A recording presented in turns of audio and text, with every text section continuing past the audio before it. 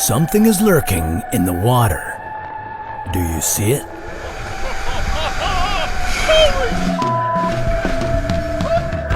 Close calls like this happen with whales more often than you might expect. And although the people in these videos got away relatively unscathed, there's no denying that they were just meters away from being a whale's lunch. But what would happen if they hadn't been so lucky? Could a human body survive being swallowed by a whale? Has it ever happened before? This is What If, and here's what would happen if you were swallowed by a whale. If you've never seen a whale up close, it's hard to comprehend just how monstrous they can really be. To put it in perspective, the blue whale is the largest animal on the planet. Its tongue alone weighs as much as an elephant, and it can fit anywhere between 400 and 500 people in its mouth. But we wouldn't have to worry about one of these guys swallowing us anytime soon, because their anatomy makes it nearly impossible. Instead, we should be more concerned with their smaller cousins, sperm whales. In 1891, reports emerged that a man had been swallowed by one of these whales. And although he lived to tell the tale, he would never be the same again. According to the story, James Bartley was swallowed when a whale attacked his ship, and he wasn't retrieved until the following day.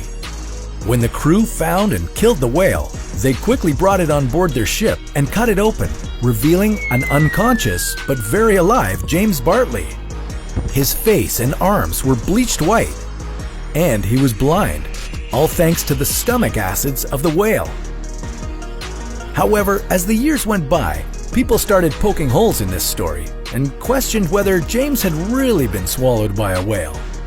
I mean, wouldn't the stomach acids do more damage than just bleaching his skin?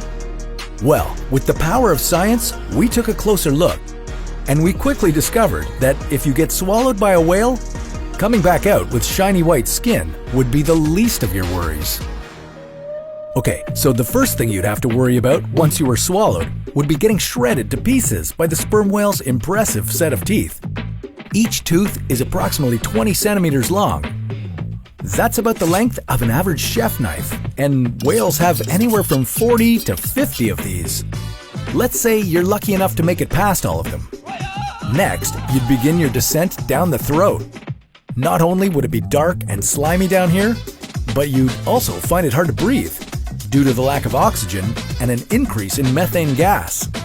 As the whale's throat muscles constricted in and out to help force you down, you'd also start to feel hydrochloric acid beginning to eat away at your skin. I know what you're thinking. We just got into this whale, and James Bartley's story already seems pretty fishy. Well, you're not wrong, but what would be the fun in stopping now? So next, you'd be dropped into the first and largest of the whale's 4 stomachs. You'd probably be in there for a while, but on the bright side, you might have some light in the form of a bioluminescent squid or two being noshed on after your arrival. Sperm whales love neon flying squid. You'd better enjoy this brief light show, because after this, you'd just be tossed from one stomach to the next, with the acids breaking down almost all of your body until you're just a bunch of bones being unceremoniously ejected from the whale's anus. So yeah, it's pretty safe to say that there's no way you could be swallowed whole by a whale and live to tell the tale. Sorry, James, you may have been able to fool people in the 1890s, but we're onto you now.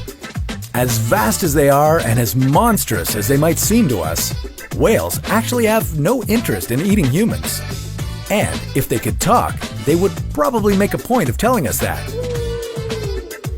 But that's a topic for another What If.